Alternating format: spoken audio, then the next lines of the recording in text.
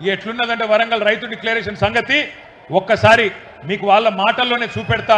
దయచేసి అందరూ టీవీలలో కాంగ్రెస్ వల్ల భాగవతం వరంగల్ డిక్లరేషన్ ది చూడాలని చెప్పి నేను కోరుతా ఉన్నా.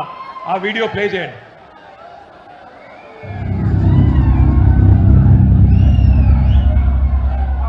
जैसे ही कांग्रेस पार्टी की यहां सरकार बनेगी वैसे 2 लाख रुपए का कर्जा माफ होगा और आपको सही एमएसपी मिलनी शुरू हो जाएगी। 15,000 रुपए प्रति एकड़ डायरेक्ट बेनिफिट हम किसानों को देने जा रहे हैं। यह सिर्फ एक डिक्लेरेशन नहीं है, यह किसानों के लिए कांग्रेस पार्टी की गारंटी है।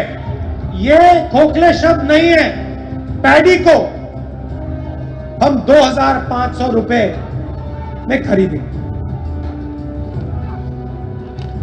పండించిన వరి పంటకి కనీస మద్దతు ధర అదనంగా బోనస్ ప్రకటించి 2,500 రూపాయల వరకు క్వింటల్ కి వరి ధాన్య కొనుగోలు చేస్తాం.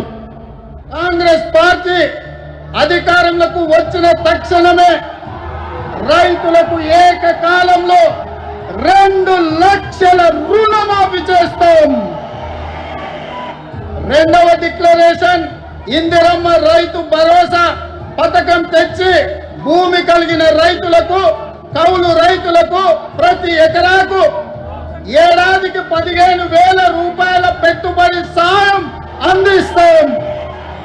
ఉపాధి హామీలో నమోదు చేసుకున్న భూమి లేని రైతు కూలీలకు ప్రతి ఏడాది 12,000 రూపాయల ఆర్థిక సహాయాన్ని అందిస్తాం. రైతులు పండించిన పంటలకు ఉదాహరణ వరి, పత్తి, మిర్చి, చెరుకు, పసుపు ఇలా అన్ని పంటలకు మెరుగైన గిట్టుబాటు ధర ఇచ్చి చివరి గింజ వరకు కాంగ్రెస్ పార్టీ కొనుగోలు చేస్తుంది. విన్నరా వినవడ్డదా?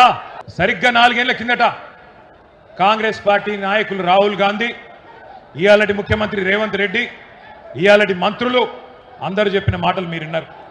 అవి వింటుంటే నాకు ఎట్లా అనిపిస్తుందంటే 1000 ఎలుకలు తిన్న పిల్లి కాశీకి పోయినట్టు, 100 గొడ్లను తిన్న రాబందు గోపూజ చేసినట్టు వరంగల్ రైతు డిక్లరేషన్ అని చెప్పి ఒక పత్రాన్ని విడుదల చేసినారు.